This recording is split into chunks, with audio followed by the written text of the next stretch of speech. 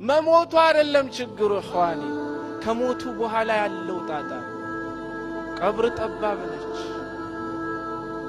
ላ ያኒ ማለት እናት የለ አባት የለ ጓደኛ የለ ዛሬ እዚህ መስጂድ ውስጥ የምታየው እወድሃለሁ ሞትልሃለሁ የሚል ጓደኛ ኬንት ወይንም ደግሞ ከቪንግተን ወይንም ደግሞ ሰማምሽ አድርሶ ከተመለሰ በኋላ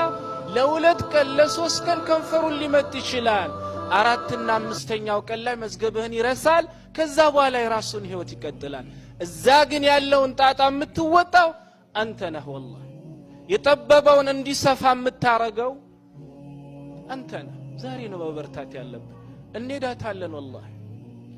ሁላችንም እንሄዳለን ሁላችን ግን ሱብሃንአላህ በዚህ ዘመን ቀልባችን ደርቋል والله ከአላህ ጋር ያለን አላቃ ማለት ነው ምን ሆኗል በጣም ላልቷል አዛውንት ብቻ የሚሞት አይምሰላችሁ ለዛ ነው ሐሰን አልበስሪ ረህመቱላህ ዐለይሂ ከለታት አንድ ቀን ሽማግሌዎችንና ወጣቶችን ሰብስበው ካበቁ በኋላ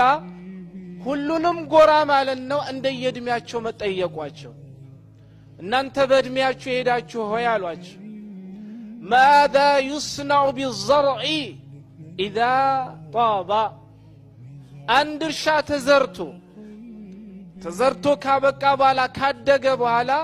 ከዛ በኋላ ምንድነው የሚጠብቀው አሏቸው እንግዲህ አንድ ማለት ነው እህል ከተዘራ በኋላ የሚጠብቀው